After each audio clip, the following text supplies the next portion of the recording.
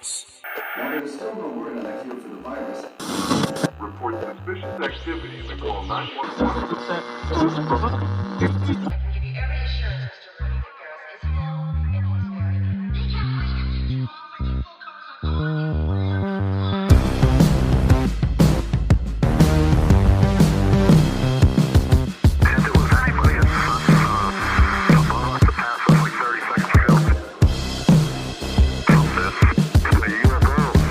Hey dudes and dudettes, welcome back to your favorite podcast, That Would Be Rad, the podcast that majors in 80s and 90s nostalgia, comic culture, all things paranormal, and minors in retro video games, tabletop RPGs, pre-internet mysteries, and raising our kids to be half as cool as we were back in the 80s. I'm your host, Tyler Bentz, and this is your other host, Woody Brown. Hey, pal. Hey, man. How's it going? How's your week going? It's going pretty good. Going pretty good. Weather's nice, you know? Well, yes. The weather's nice and sunny. My voice is still, it's like forever nasal. There's like a shift. I don't know what happened. Mm-hmm. Same. I'm a little bit there with you. I've noticed my daughters like do this thing where it's like they'll be totally fine. And then the moment they lay down to sleep at night, and like I washed all the sheets, I like vacuumed all their rooms, you know, because I'm thinking like, well, maybe they like tracked dust in or something. But I think it's just, I don't know, when they're like in that sleeping position, it's all of a sudden like they just cough like all night long. It's the post-nasal drip, man. Yeah. It's no fun, dude. I hate that feeling. Yeah, it sucks. Anyway, forget about medical ailments that we're currently going through. Hey, man. Huh? Do you hear that noise? Oh, you mean this?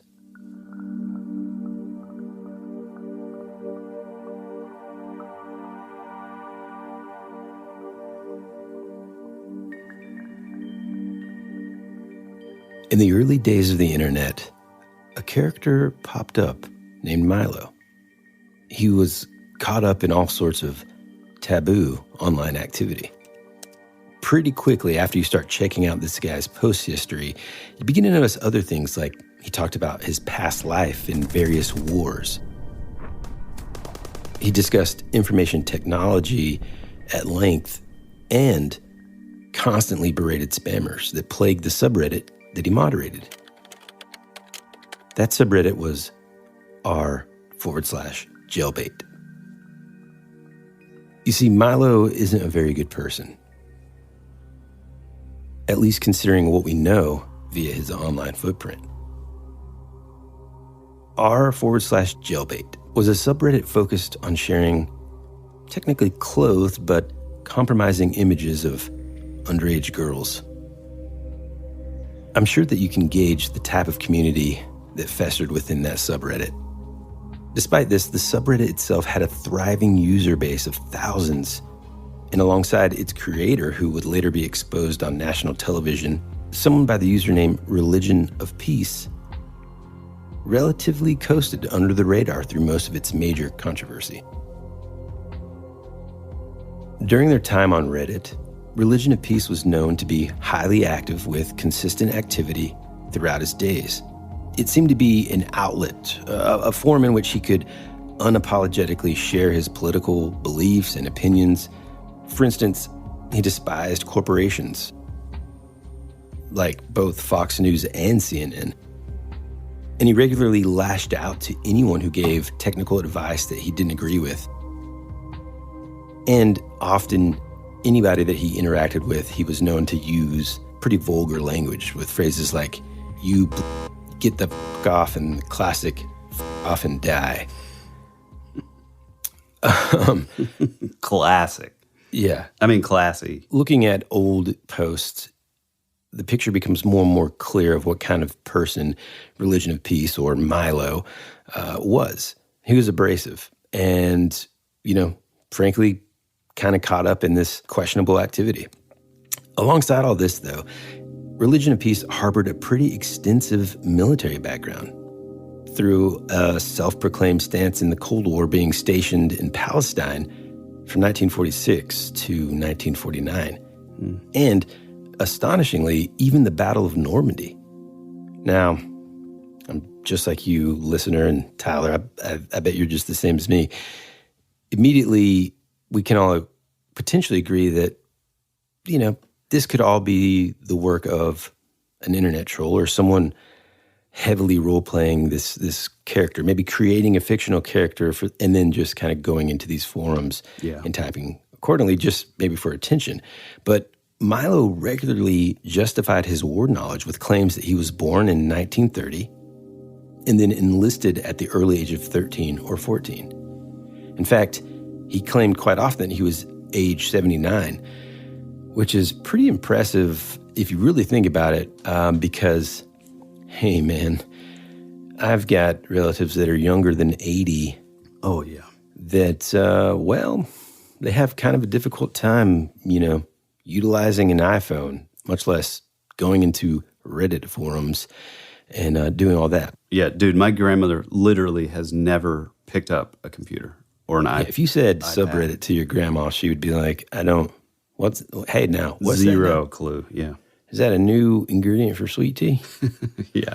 Okay, now, kind of to give people a timeline here. This is early in the days of Reddit, okay? Like mid-2000s. At the time, I think Reddit was barely even like 4 years old and wasn't extremely, not policed. I don't know what the word I'm looking for. Like sort of monitored or like... Yeah, monitored is a good example. Like some of the things... Or moderated. Moderated. Like he was a moderator of this subreddit. Right. And so it was moderated, but I think that was more just like making sure that the conversations were going in a direction that he would essentially approve, self-governing in a sense. And, the imagery is really kind of what I'm talking about, and the fact that like it wouldn't exist today more than likely.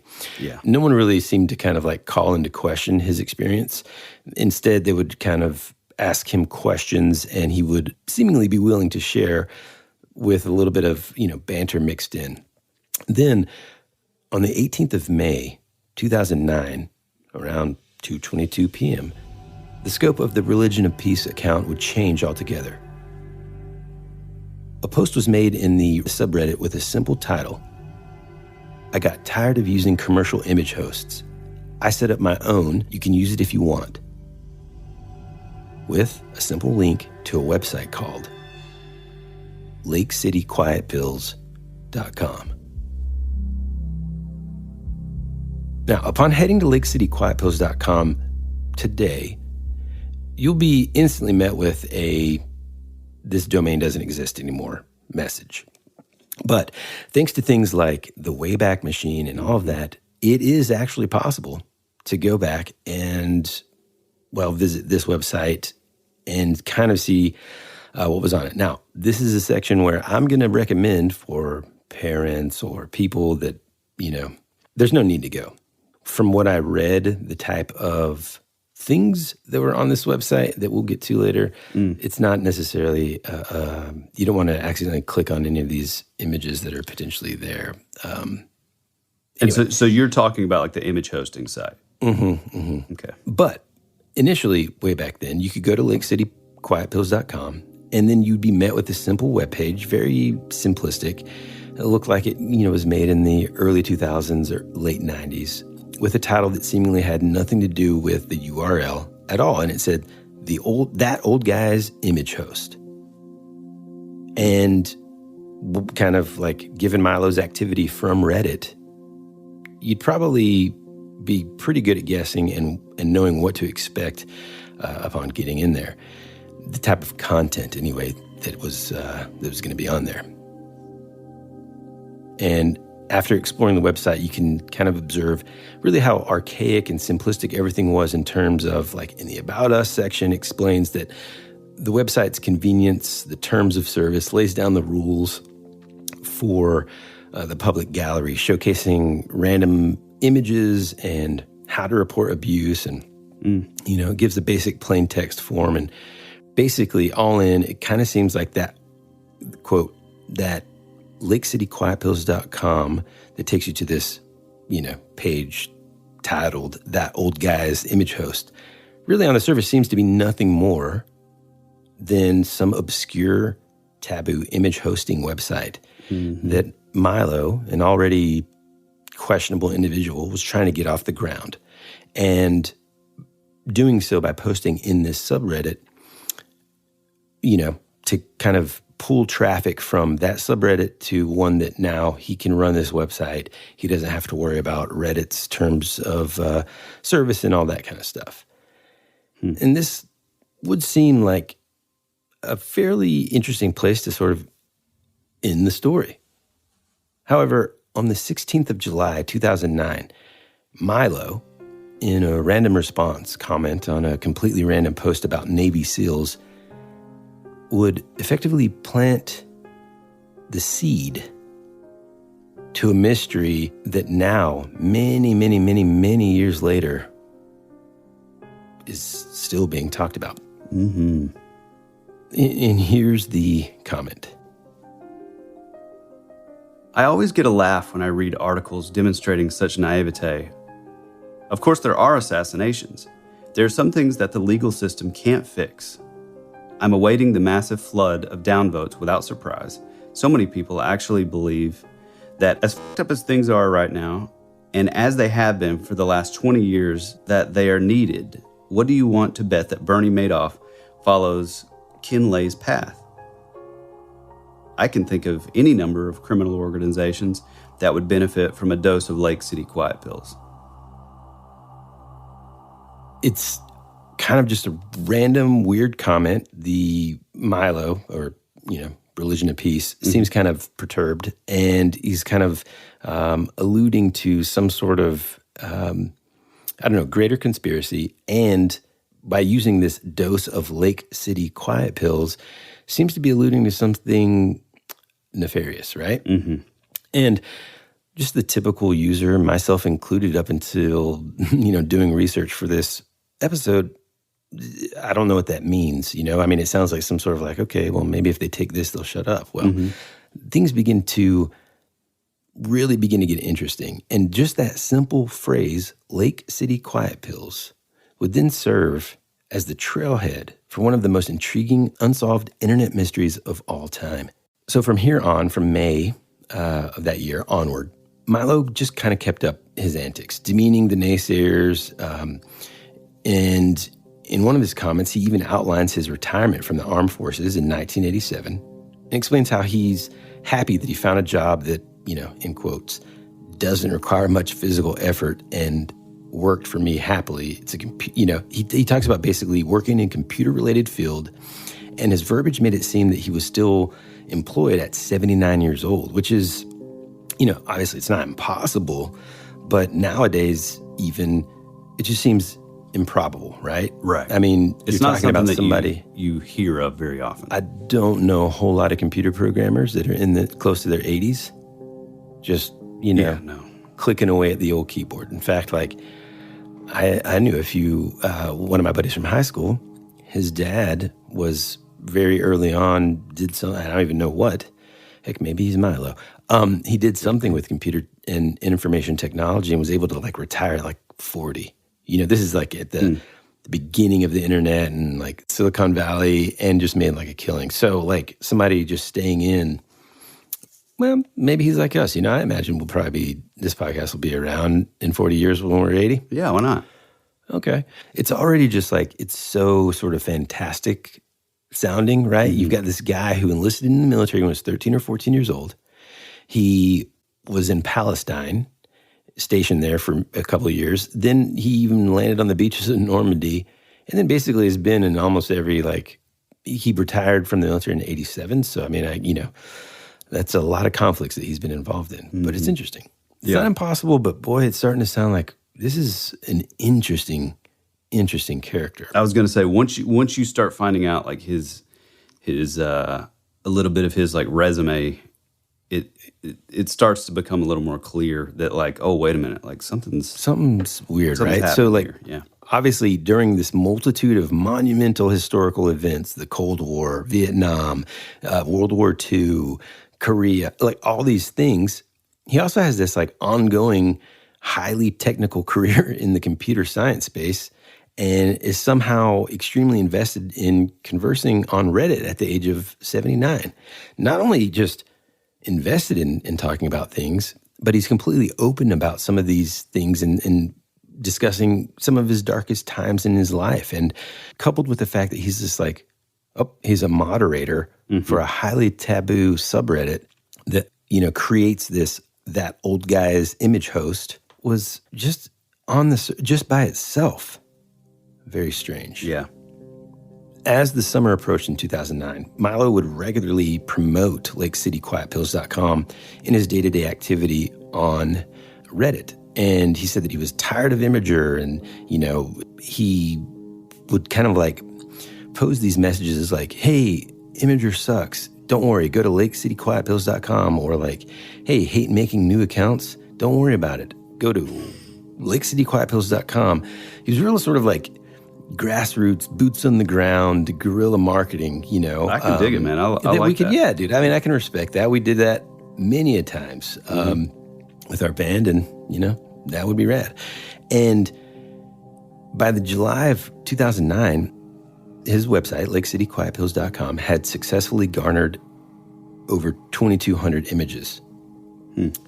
And again, it was like a website where people could come in and submit the images. Now, nowadays, this, again, kind of sounds a little archaic even that would be a thing, because, like, we had, like, sites like Tumblr and, even Twitter and things like that. Like Flickr.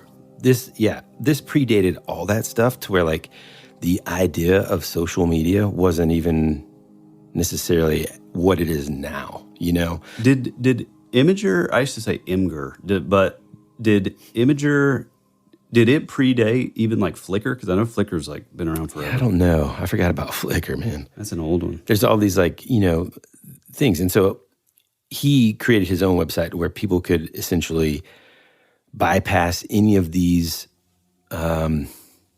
terms of use that a lot of these places would have, right? Mm-hmm. And already, remember, this started in like May. So within a few months, it's already got 2,200 images. So there's that many people that are like fascinated by this stuff, which is disgusting. Yeah.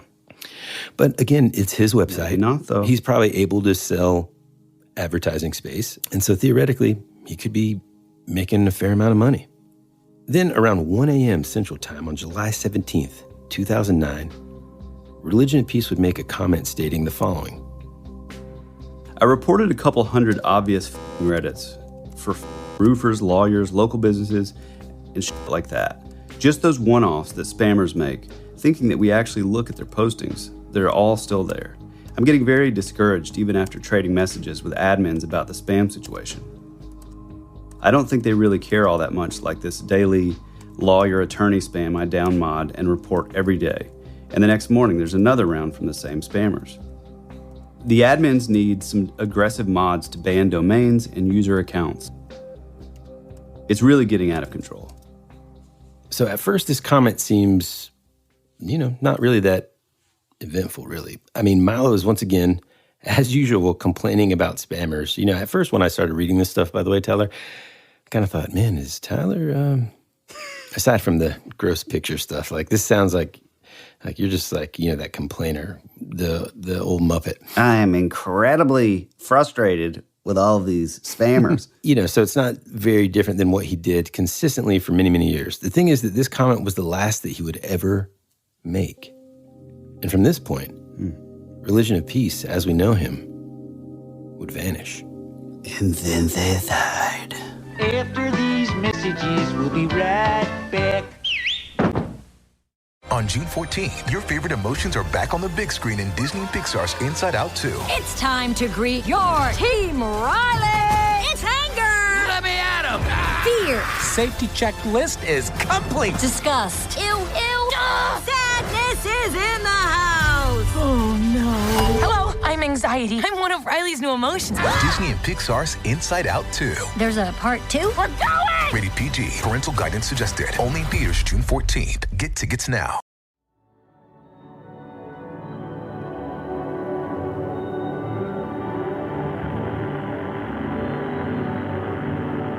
There's something out there waiting for us. And it ain't no man.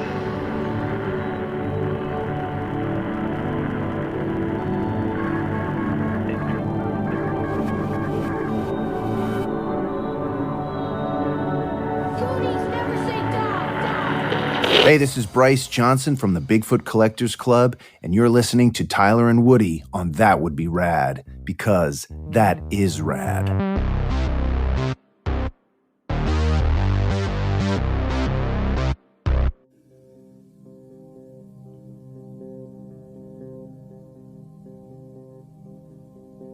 In the hours that followed, no one really noticed that Milo was gone. His last post was in the late hours of the night, and, like I said, he did that pretty on the reg. And so it's just Milo complaining again. Most people probably just assumed he's asleep finally. He laid off the old cough medicine. Code Red. Mm-hmm. Then at around 1 p.m., 12 hours later, an account is made, and just 50 minutes later from that, they would make their first post. And it said, "The end of religion of peace. He died today.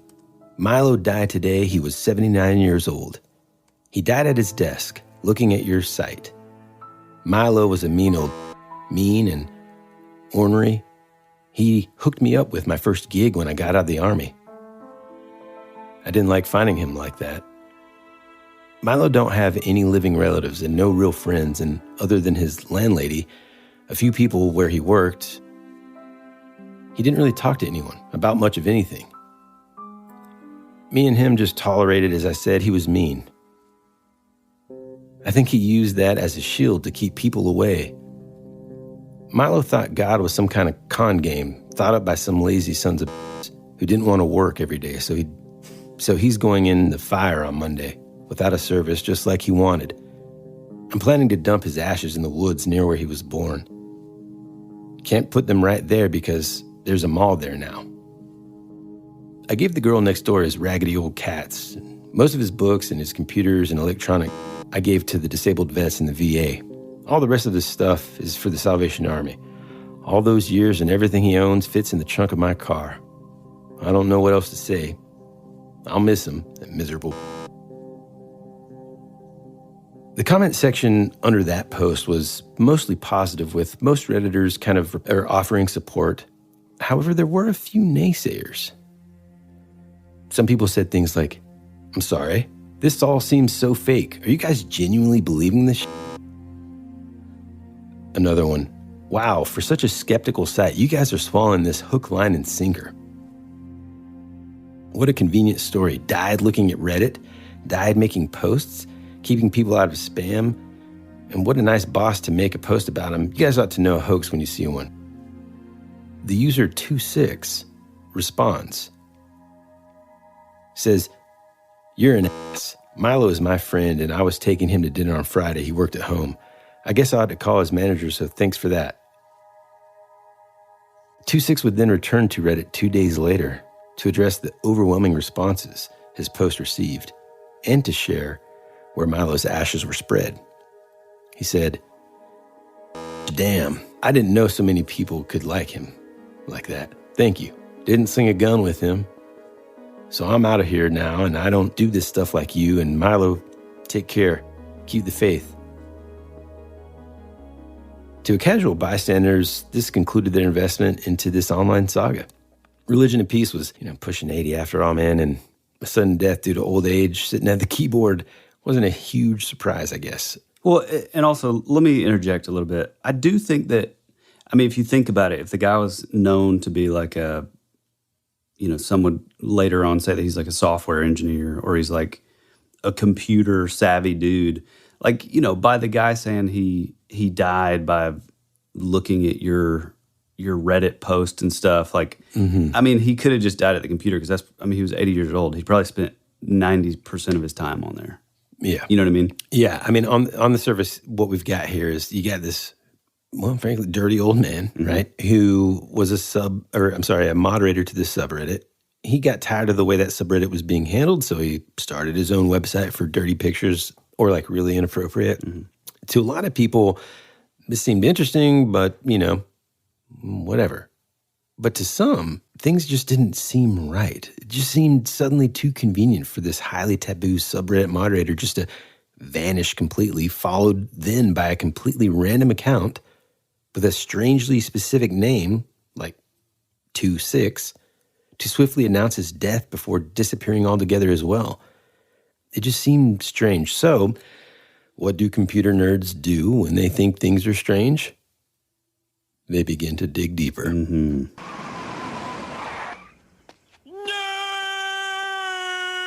So as they began to dig, they started kind of noticing patterns and trying to sort of put the pieces together. One of the things that they noticed, or at least kind of cataloged here, was looking at Religion of Peace's grammar style, the way he wrote things, his responses, and then even looking at 2-6 and even just the username 2-6. It's like a call sign type. Yeah, I mean, that's what it sounds like to me, right? It sounds like it's a very specific username for some reason. Well, eventually they found their way to an account made back in 2001 on a news aggregate website called fark.com. And within it, a user 11057 was found to be the profile of an Angel 2-6. Mm-hmm. The account was created in October of that year, and the email address attached to it was found to be an Angel 2-6, and listen to this, folks, at LakeCityQuietPills.com. Mm-hmm. Also, scrolling down to their bio, it read, dispensing Lake City quiet pills to lousy in need of permanent rest since 1968. So obviously this is some sort of connection to what would later become to know as That Old Guy's image host 8 years later. Mm-hmm. But why in the world was it left on an account from 2001? Right? And eventually Angel 2-6 was found in the comments section about various articles centering on 9/11.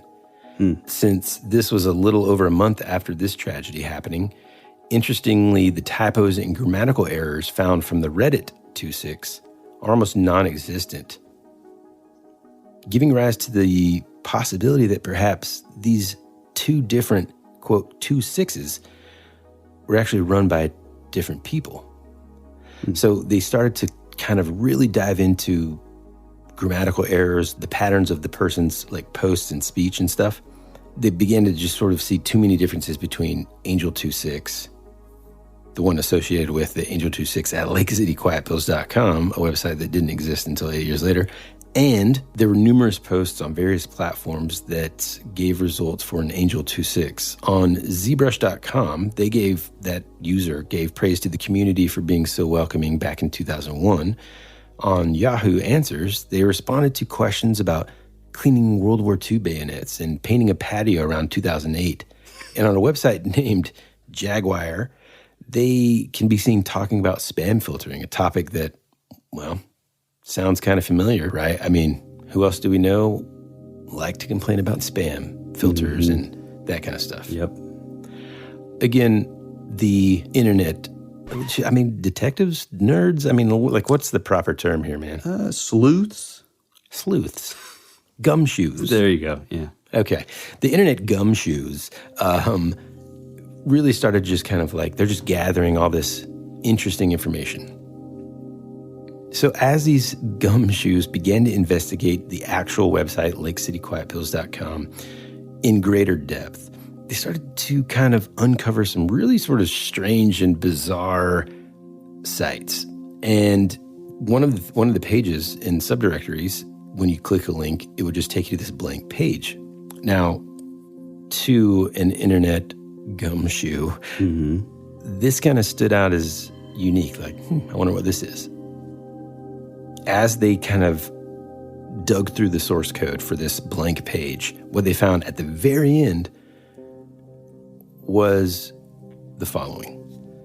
Shade is maintaining the calendar, and Angel has the job postings for EU and Asia. We aren't sending anyone to me. No one. Don't ask for listings. Immediate need 12 essay. Spanish. Speaking no papers. Required no records. Kept 4-week paid sequester. If refused 4 Italian/Spanish speakers. No euro. WW must be bondable for 24/7. DP 4-week gig. English speaking Spanish and Portuguese fluency. It almost seemed like what they were looking at, these internet sleuths and these gumshoes, were job postings, acronyms, and verbiage that seemed to be hidden from the public eye. You know, alluding to things like EU, like European Union, Asia, and ME, Middle East.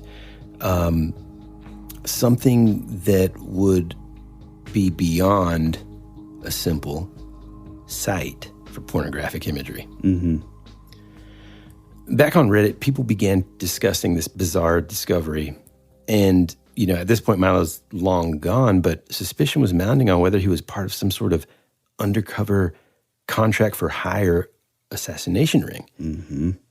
Onlookers began to pick apart things like the name Lake City Quiet Pills. Kind of a strange choice for something as simple as a porno image host, right? Mm-hmm. The term Quiet Pills, especially considering its context in Angel26's FARC.com bio, really made it appear that it wasn't about pills at all, but maybe even something like bullets. So I did a little digging too, and there's several different folks believe that it could be different things, but I think the majority of folks believe that it actually is linked to, so in 1940 in Independence, Missouri, the Lake City Arsenal was built, but production would begin 1 year later where it became the Lake City Ammunition Plant, and it was built by Remington to manufacture and test small caliber ammunition for the U.S. Army. So, and also, like, the reason that they said that is because of those bullets on, the small caliber, like pistols, and it would say Lake City or LCM or LCAP, rather. Sorry. Yeah. In operation since like 1941, about 1.4 billion rounds per year manufactured there. So even if it is not what people think, this whole thing, what a reference, right? Well, you'd have to have some knowledge here. Oh, yeah, for sure. And especially it would make sense if you're looking at it along the lines of like any sort of like military type, folks. They would know, they would have like sort of an intimate knowledge of, ammunition and stuff. So, if anyone would pick that out, it would be somebody that was either had past military experience or, current. Right. Now, here's where it still gets even more interesting. And I'm going to say that quite a lot, I think, in this episode. So they dug even further, and they the internet gumshoes. They found embedded in all this an HTML message dated the same day as Milo's supposed passing, and it said this: "I'm sorry to tell you that old Milo died yesterday. He went quiet and calm, not like we all figured. I gave that fat mangy cat of his to the little girl next door, no service or nothing. Milo taken his ashes back to where his farm was close to it anyway. There's a mall where his place was, so hoist a few for the old man. Remember what he said, keep with the man who's got your back." Another notable message was made in November. And this one, 2.6 explains how they're going to cash out with Milo's will. And it says this: Milo's will cleared probate. Surprise, Milo was loaded. Email Shade if we sent you out in 2005 to 2009. Shade will have checks cut for you. The amount is by how many times you weren't paid. The total small share is 3 to 4K. And just 2 months later, another message. And it said, "Happy New Year, everyone. We're having a birthday party for the old man on the 19th. Party starts at 1500 at the usual. Send your RSVP to Shane. FYI, we're booking a room for 3 days for anyone coming from out of town and overnight for locals. Come hoist one for Dutch Milo." Now, at first you might assume that this is just an innocent remembrance party for their late friend. It seemed a bit weird to promote it on what seemed to be a hidden job board. But, smoke them if you got them. Now, another posting dated January 18th, 2010, says, "We got 38 rooms in the Marriott on 46th. Shade has the key card for locals. Pick up at the party.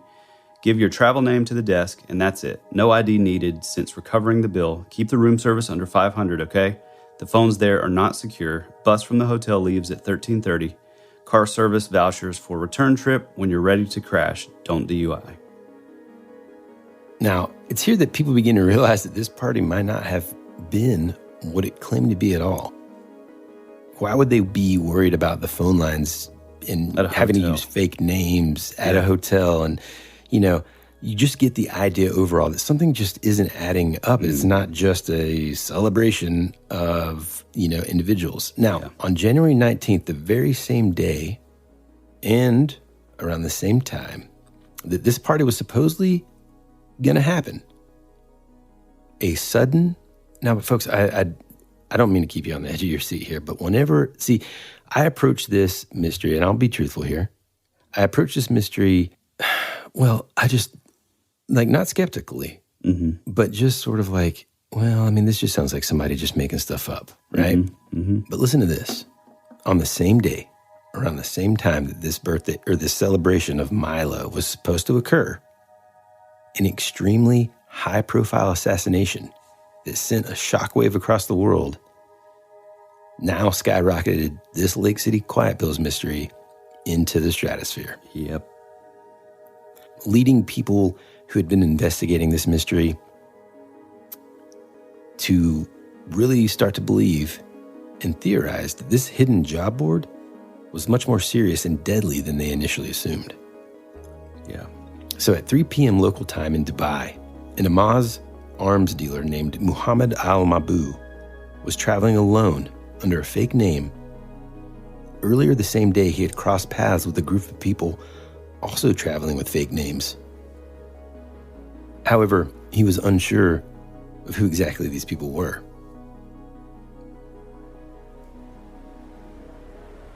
At 3:25 p.m., he arrived to check in at this hotel. He requests a room with no balcony and sealed windows to ensure that the only way in was the front door. At 3:51, the assassination team arrives at the hotel and reserves the room across the hall. At 4:25, Mabou leaves to go shopping. In the meantime, this team breaks in and lies in wait.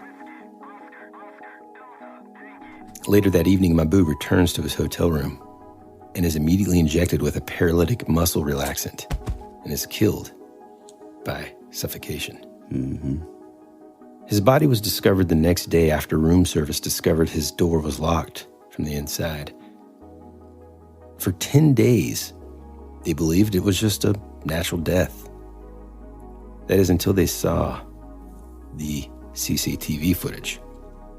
And folks, in case you're wondering, this footage actually exists. Yeah. Also, I think it's very, very curious that the message from Shade talks about them renting 38 rooms. Well, the interesting thing is there's actually 35 people involved in this assassination attempt, and they all had fake passports. And they were from all over the world: Austria, Australia, America, Palestine. It was a United Colors of Benetton assassination. Yeah, and I think and you might be able to fill this in for me here, and essentially you can see images of the suspects, but if you watch the footage, they're very good at sort of hiding their faces. Yeah. And so I don't know that anybody ever caught and tried for this? I'm not sure, because I did see that they know that I guess the authorities, they know that there were 35 people involved, and they all had the fake passports. So I don't know if it was NSA or knowledge from one of those 3-letter agencies or what. But yeah, there is knowledge that these 35 people were in on it. Yeah. And on the same day that this party was planned, here's what else is crazy. We'll return after these messages. America's future can be determined by our dreams and our visions. It was very intense, bright light. For over 200 years, there have been reports of giant man-like creatures from another dimension, another world. I don't know. The most intriguing mystery on the North American continent. This is Joshua Cutchin, and you're at my home for weirdness. That would be rad.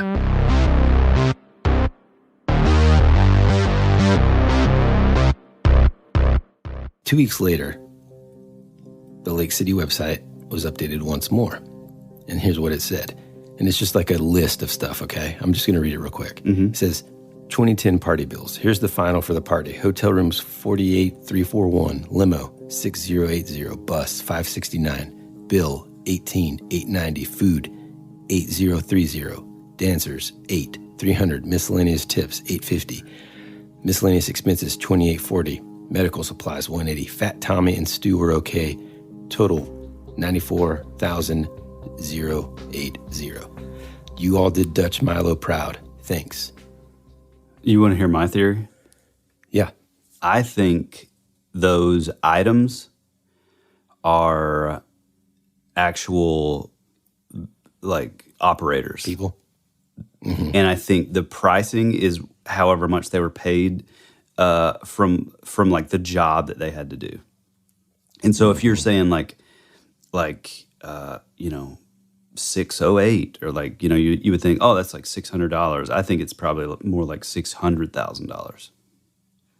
And I also think that it says Fat Mike and Big Stu or whatever those names were. I think those Fat Tommy, yeah. I think those two guys either A, got arrested, or they were two of the guys that chose that other option of like, do you remember in the message where it said like, if you chose not to accept, you were still paid to be like sequestered until the job had ended? You know what I'm talking about? There's a message earlier that's talking about like, I mean, I can't remember the words, but it like goes through and it says, basically along the lines of like, if you do not accept, you will still be, basically paid, and then it talks about like something about there's like paid for your time to be like sequestered. So I'm thinking like, just so you don't like ruin the mission or whatever, you're kind of placed in a like sequestered sort of area, but you're still paid, something for it. Yeah. That's just, I don't know, first thing I thought of. I mean, one thing that I think of with the Fat Tommy and Stu were okay too, it might mean that they took care of two smaller, lower named, like lower profile bad guys, kind of, so to speak. Anyway. One quick thing. This is interesting too. Yeah. And if this like gives anything away, like, that you're going to bring up later, feel free. But there's also here's like sort of an alternate idea. So one of these characters that goes by the name Archangel is actually linked back to Southern Florida. And guess what the town's called? Lake City, Florida. He was also charged with a presidential assassination attempt on foreign soil. So it goes deep, dude. Right. And it's strange because like as we sort of unravel and put new pins in these red threads that we have everywhere on this, more and more things are like interconnected. And again, because of all this and because these internet sleuths started to uncover this kind of stuff, just almost accidentally, really. Yeah, right. They started to kind of go deeper. Yeah. More and more subsequent source code messages were found, some of them highly encrypted. When people tried to crack the encryption, they instantly became encrypted again and again and again until eventually people would just give up. In fact, to date, here we are, April of 2023, this code has still never been cracked. Yeah. You can even still find it online using the Wayback Machine. Some of the aliases never returned, and nothing more kind of came of that.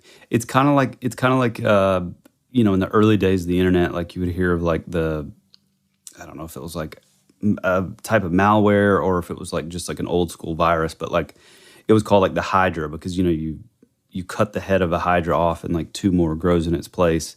It's kind of like that self-replicating kind of thing, you try to. It's kind of like it. Yes.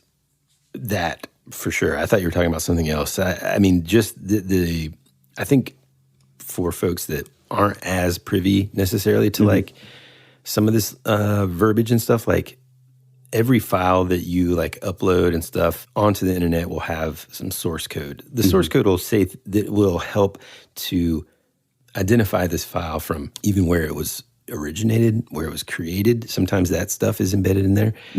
And you can kind of manipulate that. But for the most part, like, that's also a way that people would put in viruses, right? It's the way that 2 out of maybe even 3 out of the 4 computers I've ever owned were just essentially internally just melted down because my wife would download Snood. Snood, yeah, we've talked about it before. And just had like so many viruses attached to it that I would come home from tour and be like, here we go, time to crank out an email here. I got to write the, and it's just like, and just frozen, computer frozen. I mean, but it was worth it. Take it to the shop and they're like, well, lots of viruses. What was the last thing downloaded? They like look up and it's just like Snood. And I'm like, God. Every time, man. I have the talk with her. I deliver it gently. It's such a good game. And then it just happened again. Yeah. And again. Okay, so let's kind of just do a quick recap, all right? We've got this subreddit moderator who is, the moderator of this subreddit that is taboo, underage people that are either barely clothed or nude, and it's just straight up sketchy and gross. And then, he decides that's not good enough. He doesn't like the rules. Now, this is a cranky guy that complains frequently about things going on in the world, the government, different corporations that he doesn't like, old war stories. Yeah. And then he creates his own website called LakeCityQuietPills.com, where if you go there and then it just says that old guy's whatever it is. So where other people... Or image host or something? Image host, yeah. On the surface, other people would just upload, these naked ladies, all right? It's porn. This is the username Religion of Peace. He claimed to be 79, although there are some sort of discrepancies there. At different times, he's claiming that he's like 70. Yeah. Some folks have said, well, maybe he mistyped it since the 0 and the 9 are close together on the keyboard.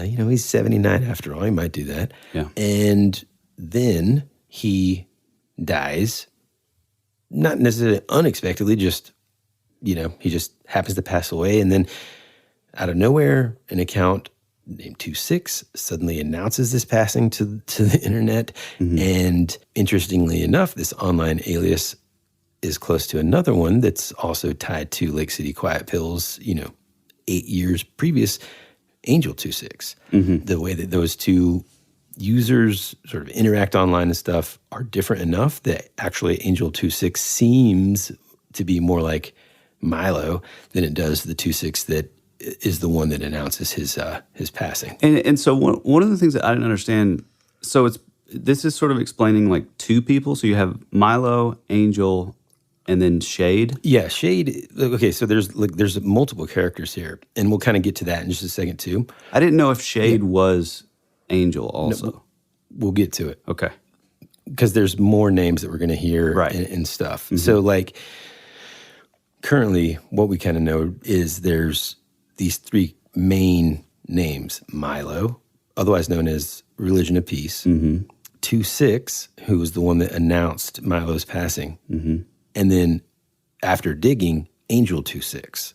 Now, Angel 26, their online behavior mirrored pretty closely to what Milo / Religion of Peace, their behavior. 26 kind of just seemed different. Grammatical errors, just spelling errors, things like that. Okay. You've got a website, LakeCityQuietPills.com, that actually for many years legitimately hosted images. And then within that website, there are these hidden messages and website source code that maybe is hinting at, organized crime of some sort. Whether or not it's paid for via government or not, there's something going on, right? And there's just this overarching mystery here. We'll take it. And obviously this internet rabbit hole that spans decades and, like most of the stuff that we love, this early internet environment, right? Yeah. So who was this Milo dude? Because throughout this, what I'm plagued with is initially, again, I'm like, well, it kind of just sounds like somebody that's just like making something up.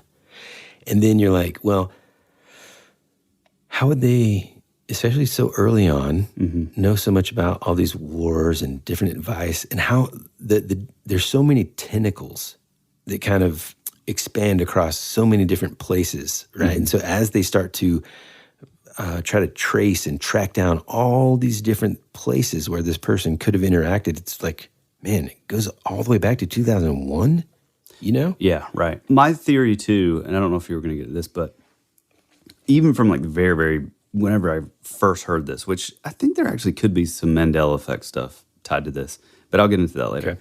I've always thought, so a lot of the photos were, you know, how do you say delicately, placed, like a lot of the photos involved like young, you know, like kids, basically. And so, you know, any normal person, say they haphazardly, you know, stumbled upon this site or whatever, any decent person would immediately be like, ooh, okay, we're out of here. And so I think that was an intentional thing. Yeah. However, it would certainly limit the amount of just random. Right. Yes. Yeah. But I think within that, and since then there has been, you know, a lot of like heavy duty like researchers into this topic.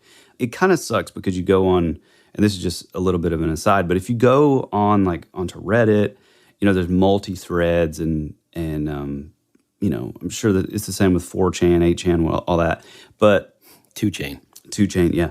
You have like your two camps. You have your folks who don't really know anything that's going on, but they've just sort of surface level dug, and they're like, oh, it's a hoax. Oh, it's an ARG. Oh, it's just fake. It's somebody, you know, that had too much time on their hands. But then you have your other camp that has done like intensive research into this stuff, and there seems to definitely be more to it than it just being like a possible hoax.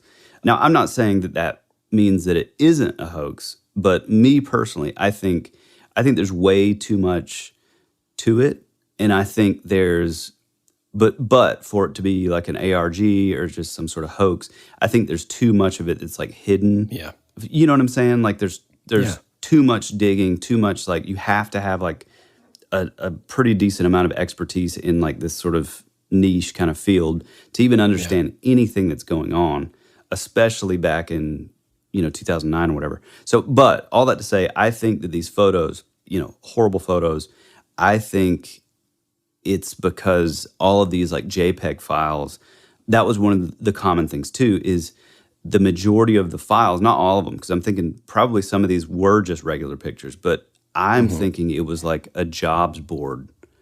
And so each photo had a ton of embedded information and data, you know, like sort of cache data, like, what is it called? Oh, like metadata, like hidden in that file. And then, you know, if you had like a way to like decrypt it or whatever, or like run it through programs, you know, it would basically tell you all there was to do in the job. Yeah, well, that's interesting because like basically what some folks actually found out as they started to poke around the archives of these images and stuff, trying to find clues and stuff, they found that surprisingly some of the pictures that are still accessible apparently have a glaring similarity that leads us kind of deeper into this rabbit trail.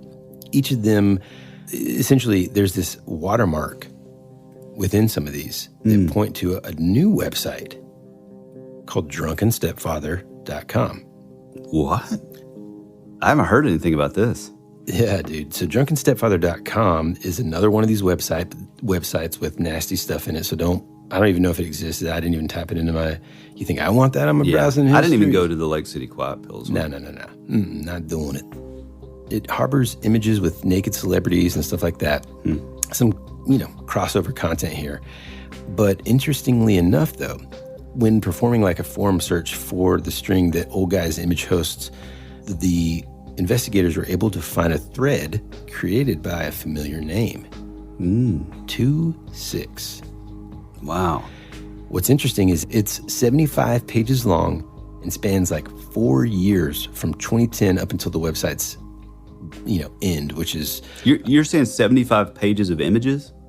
70. So like if you go and you perform like a search for like, let's say 26 or whatever, in that string of that website, right, it basically pulls up 75 pages worth of interactions or posts that this person made starting in like 2010 to 2014 or so. Wow. On the 15th of April 2010, things kind of kick off simply because 26 claims that that old guy's image host is up. And that's it. And then there's this like plethora of other users on that site thanking 26 for their efforts and expressing excitement they're able to begin, quote, uploading again. And you still believe that 26 and Milo could possibly be the same person? I don't know after 2010. I mean, this is where it starts to get a little bit weird, but listen to this. So further down on the page or whatever, there is a comment by a user named Satan666. Okay. Clever. In which they say, man, 26, I don't know how to thank you for all your hard work on this, considering that the old guy's image host is basically running only for Drunken Stepfather and you don't make any money from it at all. Your work is seriously way above and beyond the call of duty. Thanks so much. You have no idea how appreciative I am. So interesting. It's interesting because like some of these archived images on LakeCityQuietPills.com apparently have this Drunken Stepfather watermark. Since at that time, after Milo's supposed passing, of course, most of the traffic came from not the Reddit jailbait subreddit, not the subreddit jailbait on Reddit, but this website alone. And it kind of goes with your theory, and I think most people's theory at this point, which is there's some sort of job posting happening here, and it's being done sort of in these arenas, these online communities, basically, that are taboo and would sort of totally turn away. You know, yeah. So it's like it's like if let's just say the internet didn't exist, it would be the equivalent of, well, God, not to bring a Star Wars reference in here, but you know, when the bounty hunters or like when Luke Skywalker and all them are wanting to find someone that's under the Empire's radar, well, they're going to go to the seedy establishments, right? Right. Because that's going to be where you find these folks. And it kind of limits the amount of attention that you're going to get because everybody's kind of under the same scrutiny, the same level of scrutiny. So you can kind of get away with more, if that makes sense. And also, like, if none of this is making sense to you, we probably should have said this before. So when we say like, or when we use terms like operators or contractors, basically what we're talking about, my uncle was in the Special Forces. He served, you know, tons of tours and stuff. But afterwards, he went back over and did several jobs as like a contractor, which means, you know, most of these dudes are ex-military, and then they go in and then they're sort of contracted through, you know, not always, but it sometimes can get into like sort of mercenary type stuff, you know, and they're often called like operators or contractors. So that's what we're talking about when, you know, these like job listings or whatever they are, these guys are going in, they have a way to decrypt, you know, this metadata that's hidden in these photos. And then that's how they figure out their jobs. And then, you know, basically it's like a job board. One theory that I had, well, it's not a theory, but I found, I don't even know where I found it at, but so a lot of the people point to, well, if this wasn't a hoax, if this was true, then why did they put out all of this stuff like publicly, right? Yeah. Like those original Milo posts. And so one of the like hardcore old school researchers that's kind of been into it from the beginning, he says what he believes in, and man, I wish I could find what his name was, but he's like a computer programmer. And so he says, like in the early days, like in the very beginning days of Reddit, a lot of the stuff that was originally like encrypted or like you would have to put in like a login to get to it, you know, like private sort of chats. They did password protected. Yeah, password protected. They all that stuff would have been private to begin with, right? But then they did like a total overhaul of the site, and some of those private threads were suddenly like thrown out into public. And so this guy believes that, and then he also found a place where it says, "Hey, sorry, I fixed it. Sorry about this." It was like not a moderator, but like an admin, basically was saying, "Hey guys, sorry that some of these private messages were thrown out into the public."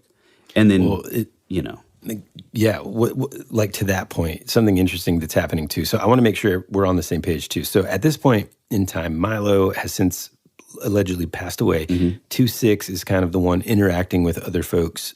Essentially, if we can all believe that this is a job posting, he's the one that's sort of facilitating this stuff, okay? Because later within this website, they begin to see like, almost like complaints, right? And it's almost like something about the operations and being paid isn't going as well. At least maybe I'm reading into it a little bit, but this is kind of what it seems. So it's like a user named Grooven makes this comment about the website loading times, to which 2-6 response says that they've been altering client settings and are frustratingly out of ideas how to fix it. Going a little bit further, they find that it says, "How long has it been since the website went down? Is it a money problem as to why the site's being a disappointment lately? It used to be awesome, but now, come on, really? Please get it back. What's going on?" This Satan 666 responded to that comment and said, "Milo left him $25,000 when he passed. I seriously doubt it's a money issue. Plus, I've offered multiple times to pay for server costs and bandwidth, and 2-6 won't have it." And then it says, "I'm sure that there are little problems that will get worked out." Well, interestingly enough, we find that a barrage of comments over the next couple of months would flood in about 2-6. And it says he's heading out on a mission in Uganda, and explained that there have been various server issues. Now, folks, look, it's now 2010, 2011, something like that, right? And somebody's going to fly to Uganda to fix a internet server, right? Yeah, right.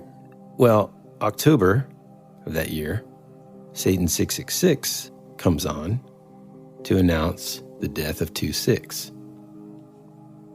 According to an email he had from this other character, Shade, he said that 2-6 had suffered a stroke before falling into coma and passing away Monday, October 25th. And he says, "I wish it could be a joke. I truly do. On the 31st, his living will goes into effect and the life support will be turned off. I've been working with 2-6 for almost 25 years. I never expected to see him like this. Dead sure, but not falling apart in the hospital bed. Milo went last year and now 2-6 looks to be checking out. We've had a real rough patch here, and 2-6's replacement will be taken over tomorrow. I've given him 2-6's notes, and between us, we've deciphered most of it with the notes and the kid we had in to work on the network for us. We don't expect any problems. Shade." Yeah, so that one was, signed off by this Shade character. And that replacement that he was talking about was a user named JP4. And later, that Satan 666 person officially announced that JP4 is 26's replacement. And it says, JP4 is 26's replacement. So yes, he is part of the crew. Just to clear up any confusion, for the next year, JP4 had his work cut out for him. He was also found on various other websites trying to raise funds for that old guy's image host. What does that mean? That's got to be some sort of code that they keep talking about. Yep, raising funds. Funds for this image post. And what's weird is, unless that has to do with whatever crazy encryption stuff. Maybe, but here's what's weird. Okay, so Lake City Quiet Pills basically had, over its short life as being a website, a functional website, it had 7 web admins. The first one was, Religion of Peace, otherwise known as Milo. After that, 2-6 took over, right? Then JP4, and that was from October of 2010 to August 2011. Then a character named Pierce for just a couple of months. Then a user named Bishop for almost about 8 months. Then after that, a user named Kim. And then finally, the last one was a Madame Meow. Wow. Now, to me, it's kind of interesting. They keep on shifting admins during this time span. And, you know, as these internet sleuths still continue to kind of like go through this information, because again, they're looking at this retroactively through the Wayback Machine, just kind of like looking at stuff. And the cool thing about the Wayback Machine, if you're unfamiliar listener, is that you can go to the Wayback Machine that exists online. And basically it's archived over time, you know, websites from long time ago, right? And you can kind of get glimpses of what was on that site and that kind of thing. It's not really a situation where somebody can retroactively go back and change things. And I just said that because I think that's an important kind of key thing to understand. Because sure, someone just making up a creepypasta and just like implanting these things, like these are dated, time-stamped situations, right? Okay. Well, and I think also, and I could be wrong on this if there's anybody out there that's smarter than Woody and I, but I want to say it's almost like the Wayback Machine is almost like a kind of like a snapshot of like exactly how it was.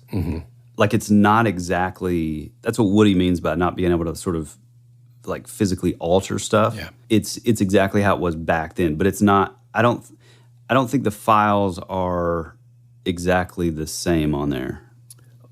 Sometimes they don't because all that stuff has to live somewhere, all that data. And so sometimes they just kind of keep some of the details and then just like scrub the rest. So right. It's missing all that metadata that would take up crazy amounts of space. Yeah. Yeah. And my point was just merely to say that like no one's going back and like sort of like altering details so that they match up later in the future and be like, oh man, look at this coincidence. So they're shifting through admins like crazy. Like I said earlier, you know, it just seems like it's just very strange. But people were trying to kind of like figure out, okay, maybe we can figure out some, you know, geographic locations and that kind of thing. And over time, they were able to kind of like guess as to where they could possibly be stationed, because some of the comments, for example, like August 2011, Pierce, one of the admins, announced that Hurricane Irene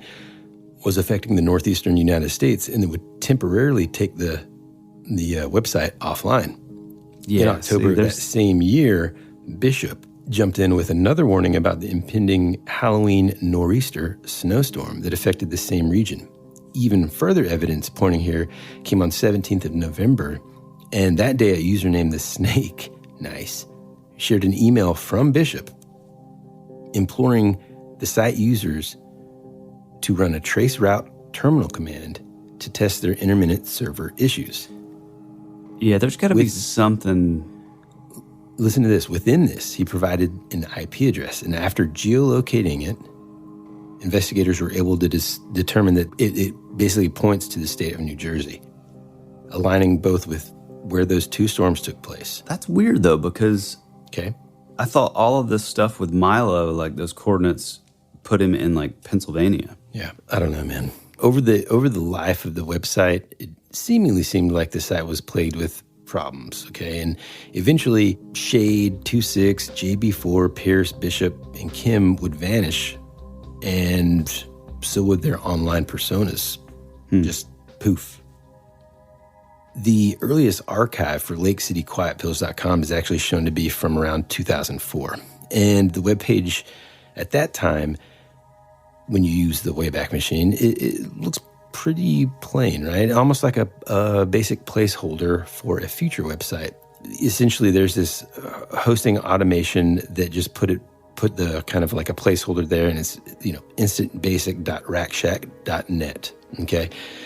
And so one thing that I found, it says that we can essentially, if everybody's kind of paying attention here, if you're taking notes, we can recall that Angel 26 was active on FARC as far back as 2001. So the concept of Lake City Quiet Pills, maybe even goes back as far as the late 90s, because again, he had an email address associated with that website, which again, didn't really even exist until 2004. And even then, it was just a placeholder URL. It wasn't the official LakeCityQuietPills.com. And see, that's what I was talking about with like the Mandela effect. So what's weird about this is I've known about this story forever and ever and ever. And for some, I don't know if it's just Hold on. Just hold tight because I think this might answer it. Okay, good. For real. So basically, according to this website hoster, historical registration database, you can kind of see that LakeCityQuietPills.com, that domain name, was first purchased in September of 2001 using a domain host named crystalwind.com. Now, who cares, right? Mm-hmm. But the Crystal Wind domain actually harbors an interesting history we'll soon find to be related to Lake City Quiet Pills. We will return after these messages.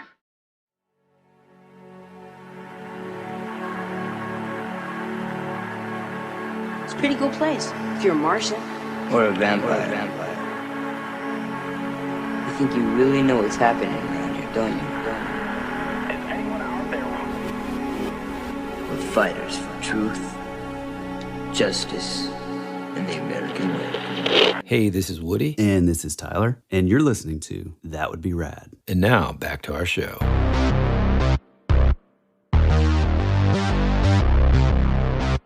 You dive in, and I feel like I've done insane amount of research. Like I did, like when I agreed, Tyler, when we're like, hey, what should we do next? And I'm like, man, I think, I literally just loved the title. Yeah. Lake City Quiet Pills. It just sounds so cool to me. It is awesome. And so whenever I pop that back at you, you're like, yes, finally. Mm-hmm. Boy, did I not know what I was getting into. Mm-mm. I mean, but I did know, and I'm glad that it worked out where you were like, hey, I kind of want to like do the research since I've had just, surface level, like heard of it. Yeah. And I think like you probably had the same experience that I had years ago where like the more you keep finding out, the more you're just like, whoa, dude, there is like so much that's like under the surface that like we're probably not picking up like 95% of what actually is happening. You know what I mean? Oh yeah, absolutely, man. And like I'm doing the best I can, and I think both of us are like with this story because there's just so much to it. Mm-hmm. I think like, well, okay, let's dive into the first archive of crystalwind.com. Okay. So the site's home to a startup company named Crystal Wind Consulting. It's run by a guy named Mike. Now, at first glance, this just seems like, oh, well, I mean, especially all the way back then, it just seems like maybe a small business that has its own website. Pretty cool. But throwing in that consulting is one of those vague, like... Well, check this out. The homepage invites viewers to reach out if they need help web posting, and they'll be happy to provide it. No big deal, right? Everything seems good. Yeah. Over the next year or so, the website undergoes minor but notable changes. As it turns out, Mike, the owner of the company, was, get ready for it, you guessed it, highly opinionated with politics in the state of the world, events, personality traits just all together that definitely sound familiar. And do we have a last name for Mike? Not yet. Okay. In December of 98, we can observe the Crystal Wind website update with a quote from Bill Clinton regarding Richard Nixon. At the bottom of it, we can observe him in all caps demand that he takes his own advice. Now, again, God, in April of 2023, this was a different time, man. People weren't just using their free time to go online and just like talk crap about whoever it was that was the president or the past president, right? I mean, this is an entirely different time, 1998, okay? And I don't know, it's interesting that this person's opinionated isn't afraid to broadcast it on their business's website, no less, right? They're not afraid of like, back then, dude, like you kind of played those cards. Even now, for the most part, I think people are more sort of like abrasively open about whatever their political views are. Back then, it just wasn't like that, unless you're like sitting around the table listening to, your parents or whatever. Right. So now in 1999, late 1999, October or so, Crystal Wind updates once more, this time with a link titled Go Tiger Nuts, a site about Chinese space news. Weird. At the very bottom of this homepage, you observe a strange link claiming that it says, don't use these email contacts. And a heading to that page, when you click on it, it presents a bizarre assortment of nonsensical email addresses and website links and all this other stuff. Like, it's another embedded thing. Those like fake SEO things, like you click on, let's say you go to our website and you clicked on blog. Well, in this case, you would actually find some of our, random sort of musings.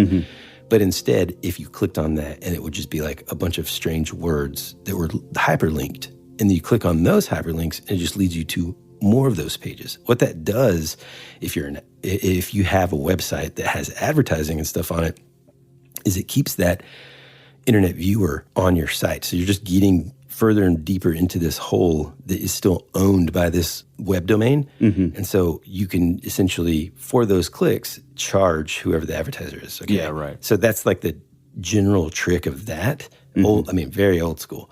But for this, knowing what we know, it's just very strange, right? It's just like this wormhole of endless web pages. Now, again, like I said, this could just be an attempt to capitalize on some random SEO.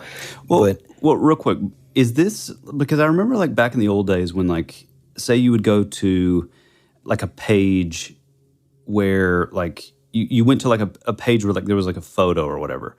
If the photo didn't load properly, it would be all like the crazy like, percentage this, numbers and letters and stuff.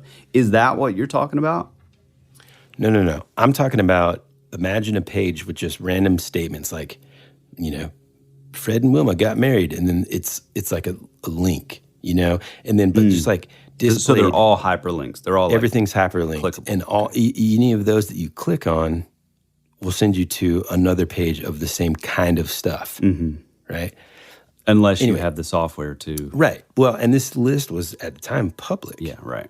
Okay, so on June 13th of the same year, the homepage itself vanishes entirely, and instead of promoting their company or trying to get new clients or the consulting under company. construction, this construction company or consulting company, Crystal Wind, the domain simply shows, like you click on that crystalwind.com or whatever, it simply shows this sort of that very first image with no links or anything like that. It was just like, gone, right? No anything. Frozen in time, essentially, as just almost like a brand new website they haven't completed, making it it hasn't gone live working website. Yeah, exactly. Right.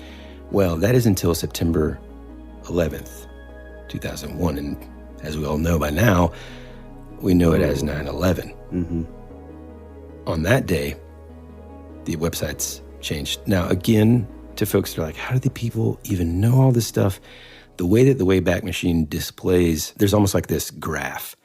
And on the graph, you can see dates and then times when there's like high activity or like any changes were made to that site based on the archived information, okay? And so that's how they were able to say, oh, when something changed on September 11th, boop, you click on it and this is what you find. Basically... Are you saying that you see like a massive influx of like activity on September 11th? No, you just see that the site was changed. Because, man, that would be crazy. The graph kind of shows activity, but also that something was changed, so it could be one of the other. Let me kind of go back, and I'll put what you see like on June 10th or whatever, June 13th. You see this quote, and it just says, "The crystal wind is the stormy, and the storm is data, and the data is life." And this is a quote that is apparently from The Player's Litany from The Long Run by Daniel Keyes Moran. Okay? Now, again, that's what the website was. It stayed that way until September 11th. And this is what there's a picture that's displayed, and it is, on the top, it's a picture of a Don't Tread on Me flag with a snake that's orange and uncoiled. So it's a little bit different than the typical Don't Tread on Me flag that like you're with used a green to snake. And, yeah. Yeah. And then below that, there's this picture of like very rudimentary sort of like naval soldier superimposed on a waving flag of the same "Don't Tread on Me" flag, okay? And then this quote, it says, "You pig spawn lovers of goats can run, but you can't hide. You will be found. You will die in the shameful manner your actions have warranted. We're coming for you." I mean, so if you look at it in the context of, okay, this is a site where folks come to get these jobs, they're contractors or operators out in the field, mercenaries basically, and then September 11th hits, I mean, yep, that's pretty awesome. Yeah. And it looks like, I mean, truly, this seems like some sort of message, right? Yeah. And a message, almost like a call to action to anybody reading it. And those people reading it, I don't think would necessarily be the terrorists themselves. No. Instead, it would be the people that would kind of rally around this message and go after them. Man, that's cool. And then for years, basically, this website just has nothing but that message. No links, no redirects, nothing. Well, so by then, though, had it changed to, was the Lake City Quiet Pills site up by then? Well, on April 1st, 2004, the website updates for the first time in years. And here's what's interesting. Instead of it being the URL and this picture and everything like that, all that's left there is the same placeholder that LakeCityQuietPills.com used. That same weird URL. Yeah. That was meaningless. Man, that's cool. One of the things that I sort of discovered in my research was, so 2.6, I think Shade actually came out and said this, that 2.6 had basically, for our little ears, like committed suicide. Oh, really? Yeah. And he had said something about like he did it because he found out that he had cancer. Well, again, some of these internet gumshoes had found that, I can't remember where he was located, but they figured out that 2.6 could be this guy named, which I believe he clearly was a guy by the name of Mario Oriani Ambrosini, who did kill himself in 2014 after finding out that he had cancer. So it's like the odds of that, like that's a scenario that I wouldn't imagine there would be a ton of folks that would go out the exact same way, Yeah. Here's another strange parallel. So going into the crystalwind.com archives, these gumshoes were able to find that, once again, there were hidden messages utilizing the same exact method as the Lake City Quiet Pills job board. However, it is more about some of the information, it seems, is even more like almost like industry code rather than like computer code. It talks about like TI calculators and, stuff like that. And then here's another weird parallel. Looking up the IP address for Crystal Wind, they discovered that the IP address and where it's being used is none other than state of New Jersey. Same exact match. After cross-checking it with this, one of the web managers or whatever, Bishop, his email address, same exact IP address. Wow. Well, another thing too, so I guess like the same day that, and again, I don't know where they're getting this information. Like I said, it's got to be some sort of like 3-letter agency type thing, but apparently the same day of the assassination attempt in Dubai, they were able to link those, all the people with all the fake passports, the 35 people, they were able to link those credit cards actually back, and they were actually linked back to the same area, which is close to Gettysburg, Pennsylvania, where the coordinates of where the Milo's ashes were. Several of these credit cards were all linked back to that same like town in Pennsylvania.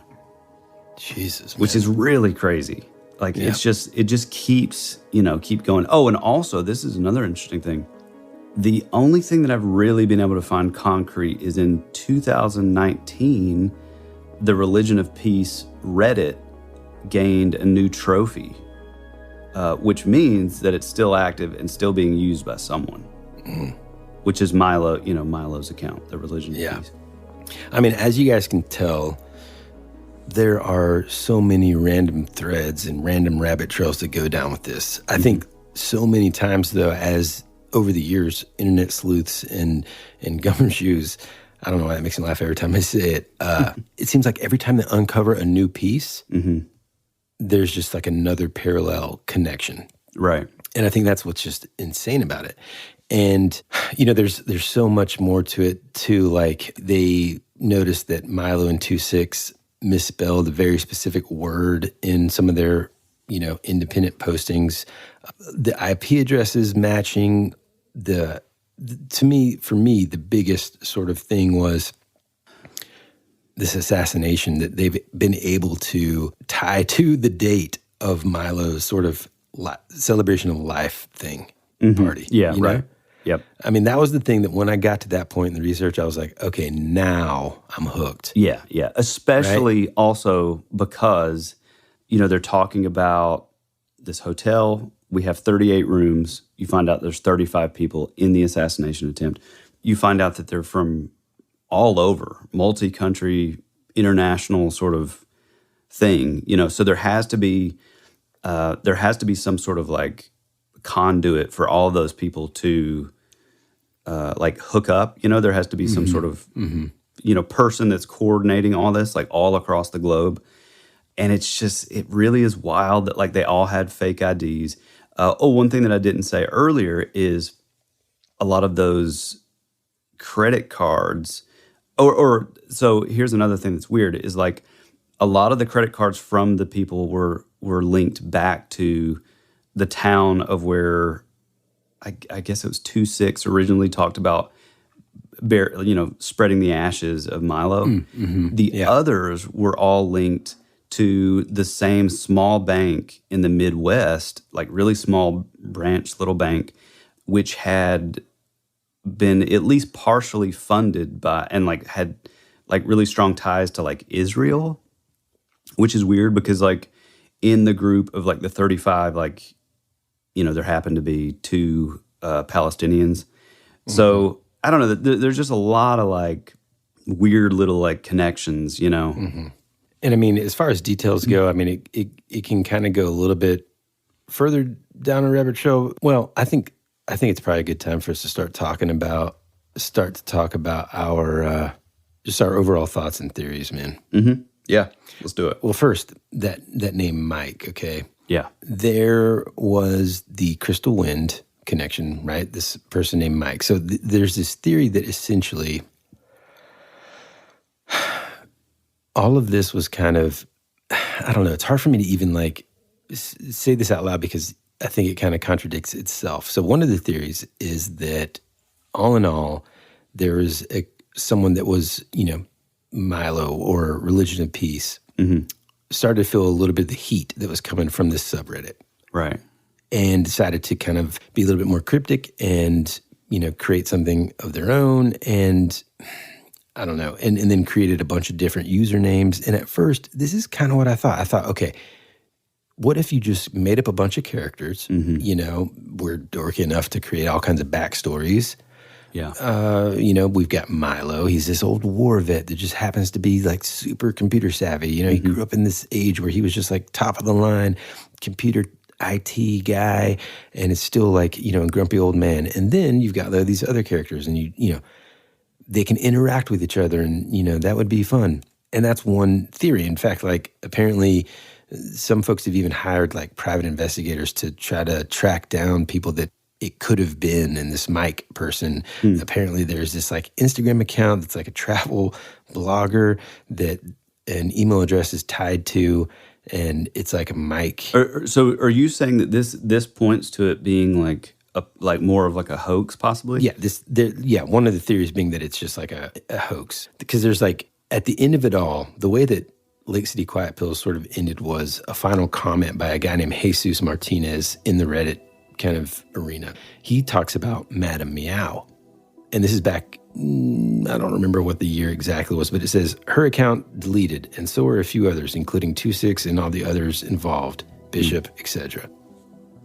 So all these like Reddit accounts, supposedly, and this is going to go to your point, had been completely deleted, scrubbed, and all that, according to him, because hackers had hacked in to LakeCityQuietPills.com and taken control of some of the accounts and then like completely wiped that site of all of these web admins. Although that's pretty convenient. Isn't it though? Yeah. I mean, seriously. Yeah. Right? And so it kind of seems like someone's clearing their tracks if you know. Yeah. So some of the theories being that like, oh, it's all the same person.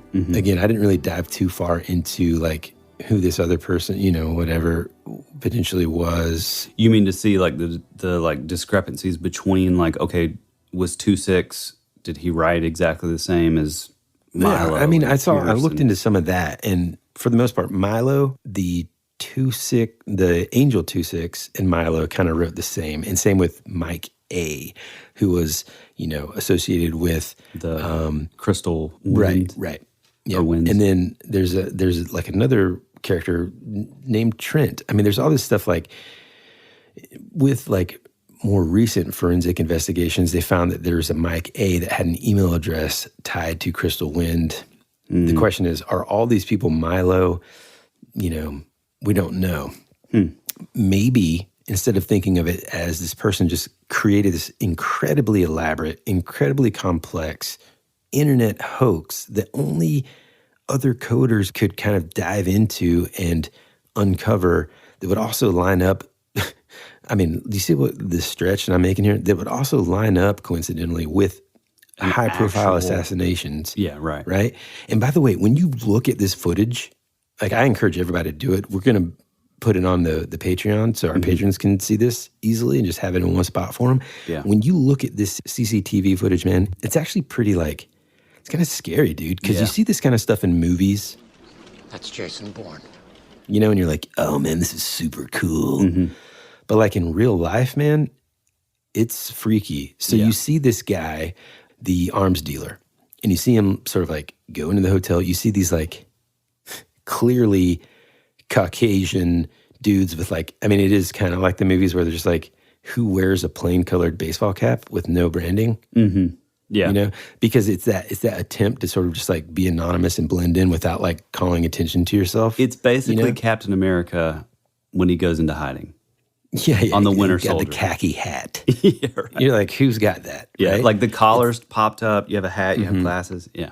Yeah, you're indoors and you're like, yeah, I know you're trying to keep from people thinking you're not a weirdo, but you're kind of looking like a weirdo. Anyway, you see a group of these dudes, big duffel bags, all kinds of stuff, in groups going in. You see this guy coming back at night. He never comes back out. And then you see this group of people like leaving in an elevator together on that same floor, all dressed kind of the same. Man. Leaving. It's insane, dude. Yeah, that's cool. I've been on this big like John Wick kick again because I really want to see the fourth one because I've just heard it's like amazing. And have you seen any of those?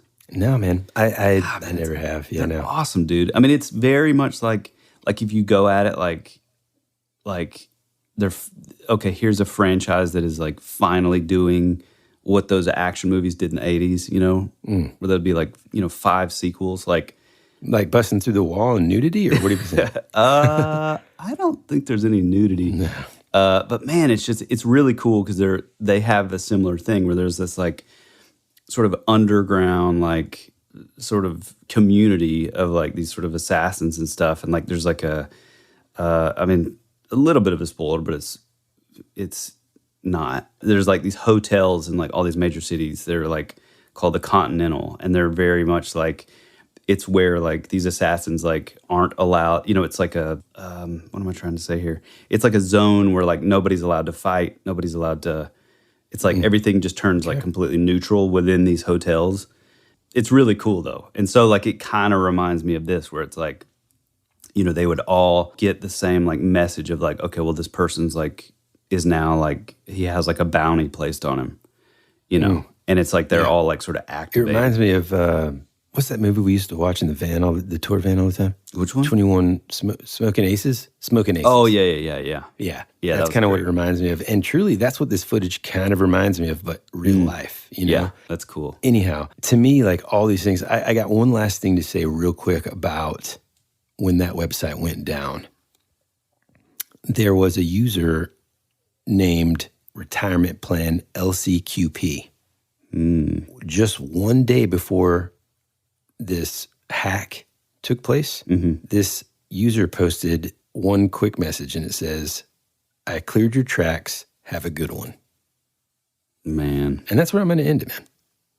I love it. I'm just saying. I mean, maybe somebody got tipped off that, like, okay, the NSA or the whoever's coming after, you know, they're starting to ask questions about it. Or like an organization similar. Because, like, you know, okay, now that we're kind of like, I mean, it's kind of like a sigh of relief for me because now the research part is done and we can just kind of talk about it. You know, to me, obviously, these types of organizations, under the radar organizations or mercenaries for hire, that type of stuff, you know, the U.S. is not unique to that, right? So to me, it's like it could mean a couple of things. One, governments could be like clued in and wanting to wipe it, but I think we'd be naive to say our government has, quote unquote, never utilized something like this for their own benefit. Well, right? and also like the you know, like I talked about before, like you've ever heard of Blue Beam?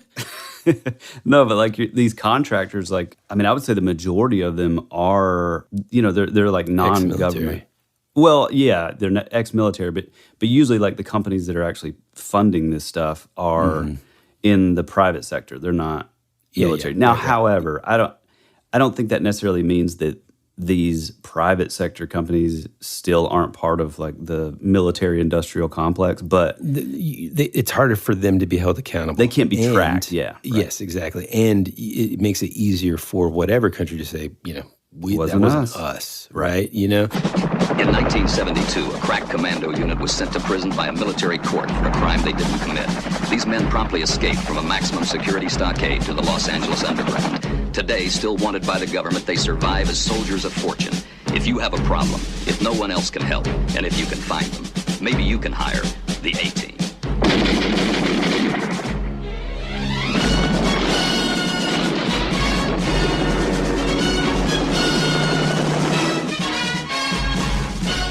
So if some like random group comes in and you know, makes a move on like a highly important, you know, presidential figure of another country or whatever, if it was a military operation, now it's a declaration of war, essentially. Right. If it's just some random private group. Sort of like how they bombed the Nord Stream pipeline, the U.S.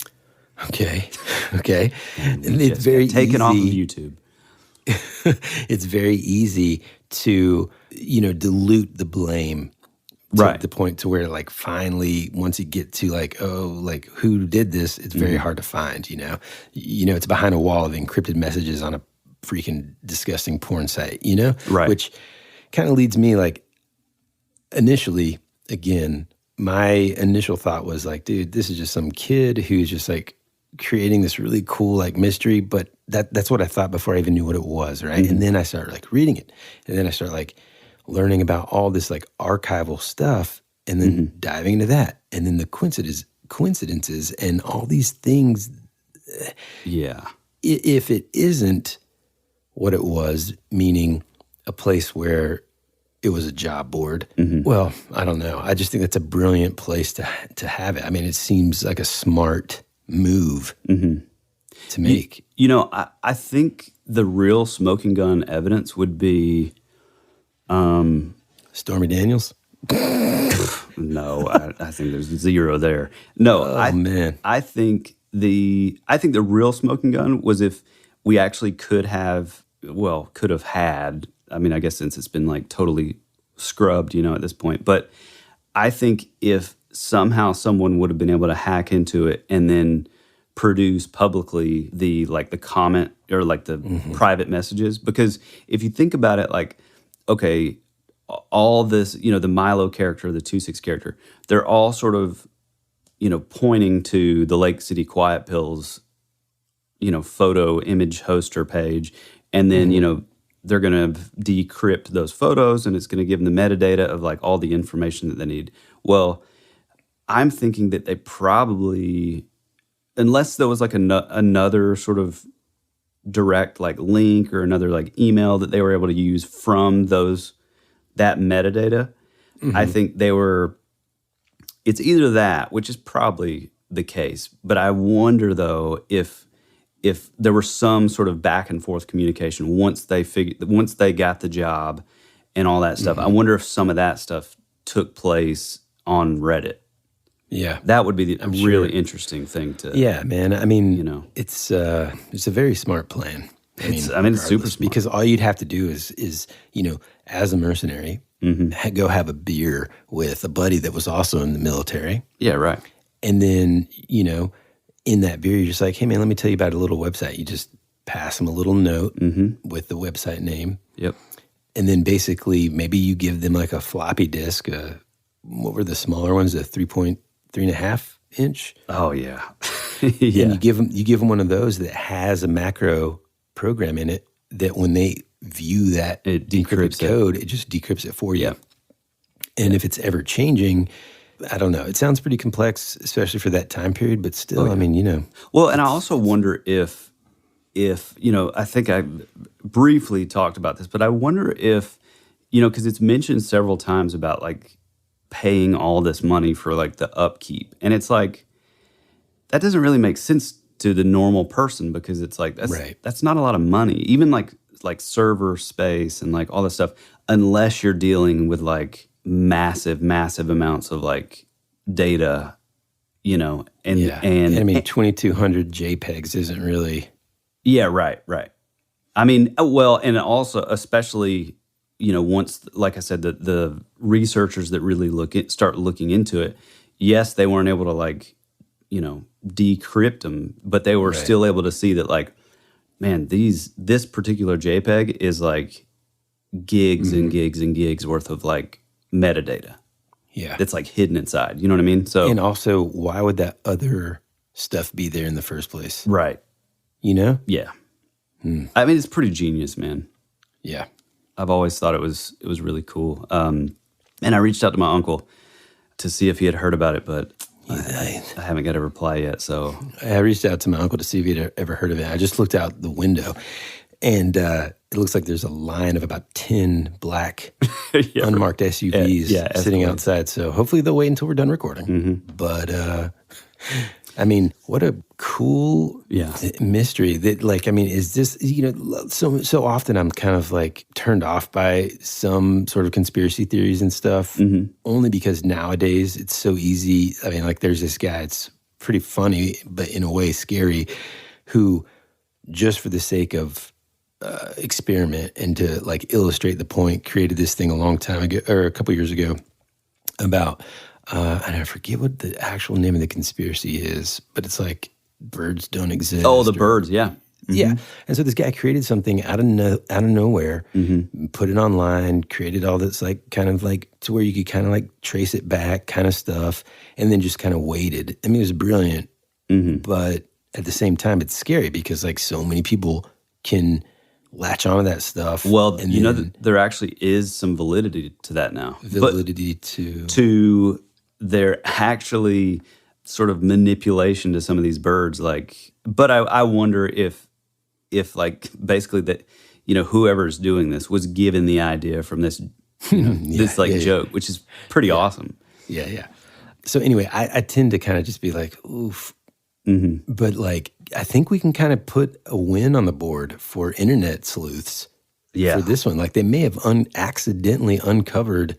Yeah. Now, it kind of ruined it probably for this mercenary company, but they accidentally uncovered something that, well, I don't know that they ruined it or not. Like I stand like pretty firm on the theory that I was saying about like, all of these sort of private threads suddenly when they overhauled like the original, like, first or second year of Reddit or whatever, that all of these like private threads go public. And so like, I do wonder why it wasn't taken down, but I also think like, okay, well, if, obviously. Well, that subreddit that subreddit, the jailbait or whatever, it was taken down.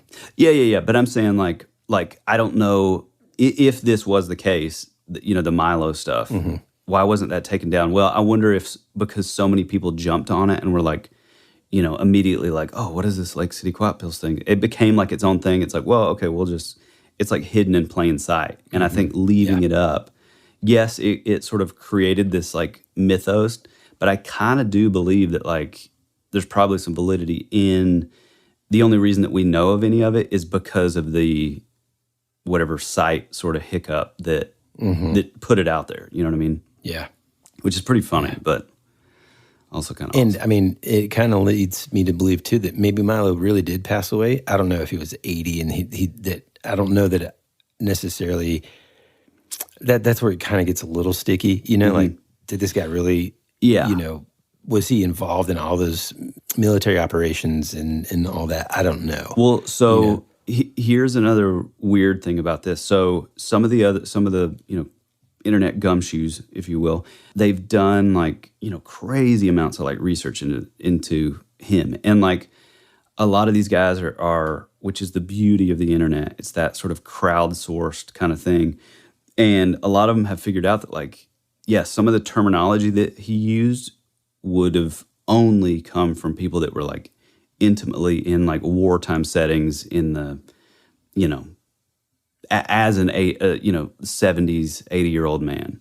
And so that's pretty cool. But there are a couple things that came back that didn't totally add up. Like apparently there was a thread where he's talking about him and like, I don't know if it was like soldiers or like fraternity brothers or something.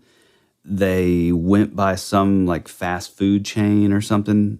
I mean, again, this is like pretty insubstantial stuff, but apparently like these crazy people that like just go hard and like dig, they did their research and like at that time that he supposedly would have been in college, that fast food restaurant didn't exist. And then there's also another thing where the people did, they went and like, like looked into all the records and stuff. So, when 2-6 originally says, I'm spreading his ashes in some property that he owned. Well, nothing comes up as like a character named Milo. However, there is in that area, there is an outlet mall in its place, which is interesting because he mentions that, you know what I mean? Right. So that's pretty cool. Yeah. It just seems like all in, it's so complex that I think I'm not saying anything's impossible, but it's just really improbable that all in all it's just a giant hoax. It just doesn't make sense to be a hoax anyway. I think so too. It makes more sense for it to be an excellent place for them to carry out their mission, which was to hire and have these mercenaries do their stuff. Now, my biggest question is why hasn't there been a massive budget Lake City Quiet Pills movie? Yeah, no. Because I mean, my God, there's your plot. Like it's already there, I mean, I guess because there's already like really good sort of hired assassin type stuff that exists, I mean, yeah, and probably, I don't know, in the fringe sort of conspiracy or whatever this is world. I mean, this is pretty widely known. It's one of the big ones. And again, like I go back to this Mandela effect. I swear, man, I feel like I've heard about this Lake City Quiet Pills thing. Like, I mean, I feel like it goes back to like Art Bell days, but I mean, 2008, 2009, I don't know. It just feels so like new, I guess. It just doesn't seem right, but I'm sure there's some sort of, time dilation in my facts that I'm just, confusing it. But I don't know. It just seems like it should be so much older than 2009. Yeah. It's weird. Well, and I mean, like that time period, it kind of existed late 90s, early 2000s, but really didn't kick in until, or at least people didn't recognize what was going on until 2009, Well, and I didn't even, again, like I feel like I've known about this forever, but I never knew that it was like a Reddit thing. I thought it was just like on, like a Usenet type thing or like a, some forum, on the boards, if you will. But I mean, as far as Reddit's concerned, if you don't know the subreddit to look at, Yeah, that's true. You know what I mean? It can kind of hide in plain sight there too. Mm-hmm. Well, pal, another great episode. I'm so glad that we finally went over this. It's me too, man. It's one of those awesome ones that, like what he said, if you dig a little, it just keeps going and keeps going. You know, if you are interested in looking into it yourself, hey, don't be like put off by all the naysayers who, immediately out of the gate just want to say that everything is an ARG or just some kind of hoax. Because I think there's just too much to this for it to even kind of be a hoax, at least for me. If you want to contact us, we're mainly on Instagram as far as our social media goes. Shoot us a comment, shoot us a DM, tell us what you thought about the show, if you have your own stories, if you've dug and found new bits of research that maybe we missed. Man, we'd love to hear it because, the more the merrier. If you have your own cryptid encounter or spooky story or localized urban legend, feel free to leave it there on Instagram, or if it's more long form and you're more comfortable with email, like our friend Milo probably was, shoot it over to thatwouldberadpod@gmail.com. Even better than all those is our site, thatwouldberadpodcast.com, where you can listen to an episode. You can leave a 5-star review, which we are so grateful for if you take the time to do that. We love it. We're going to start doing a thing where we read some of these 5-star reviews. So if you haven't already and you are a fan of the show, we would be so grateful if you did that for us. It just helps more people get ears on the show. Yeah, and if you use a platform like Spotify where they don't really let you comment, they just let you first, yes, please give us a 5-star review on Spotify. You can't really type words out on there. Oh, that's right. So you can go to our website there and actually give us the written review there as well. So yeah, absolutely. And if you want to tell your story and actually hear your story on the show with some, killer sound design and all that, all those bells and whistles, you can leave the voice memo directly on the site, and we can use it. Go buy us a coffee. Go buy some merch. Go join our Patreon, The Rabbit Trail. Those are the true blue fans and best friends of the show. So if you're not getting enough of the free feed and you gotta have more That Would Be Rad content, yeah, hit us up over on our Patreon, The Rabbit Trail. I think that's about it. You got anything else, Woody? I think that's it, man. Just, I don't know that I would, Milo's not our friend. He's kind of a gross guy. I don't think he is. I think it was all part of it. That's true, I guess. You know what I mean? Yeah. Well, we love you. We appreciate you. And as always, be rad. That's the way it goes.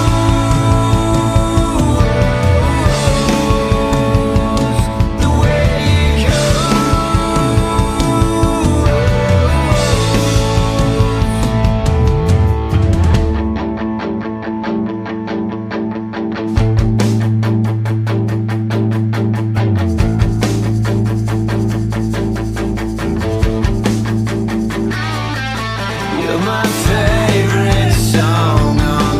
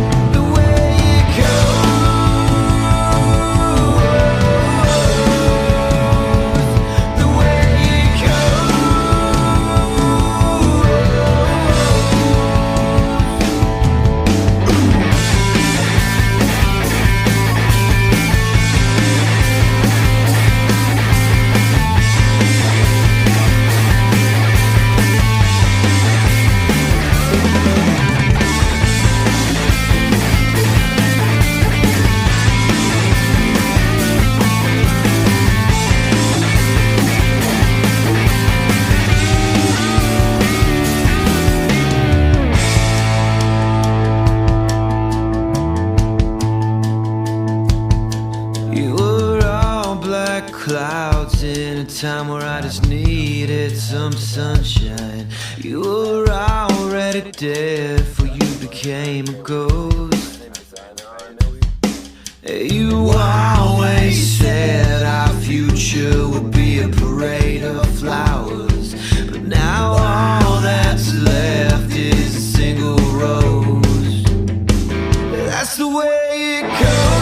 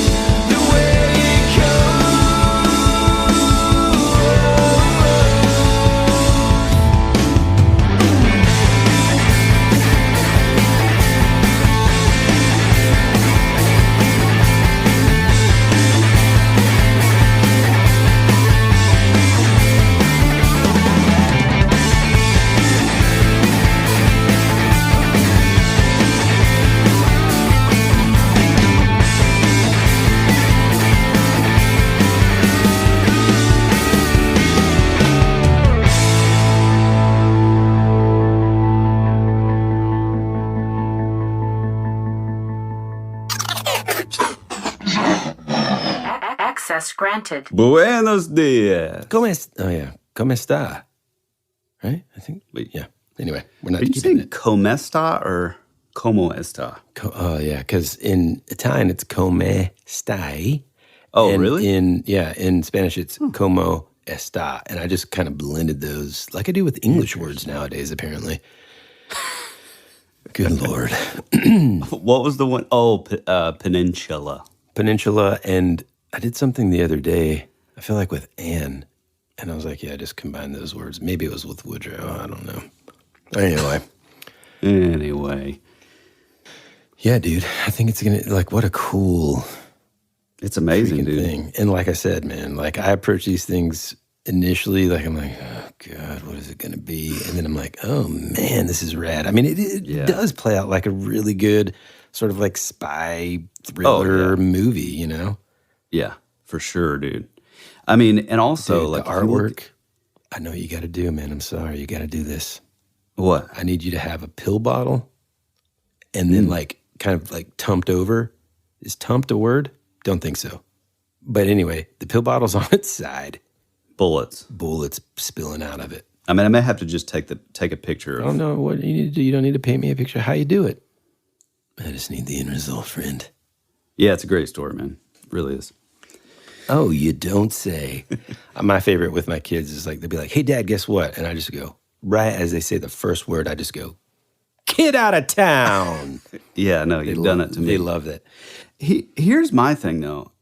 Dude, I think there has been a Mandela effect because I remember hearing about this like way before 2009. Really? Yeah, which is super weird because now everything that I'm seeing is like, oh, 2008 is when or 2001, the handle was bought, or, you know, the Redditor handle or whatever. And then like, it just doesn't seem right to me, man. And I found another forum where a guy was like, what's happening here? I feel like I remember hearing about this on the Art Bell show. Weird. And I totally agree. Huh. Yeah. Oh, I see it now. There's a bee or a fly in here, man. Is that what's making the noise? Yeah. Hold on. Let me kill this thing. I'm taking my... Okay, yeah. Gotcha.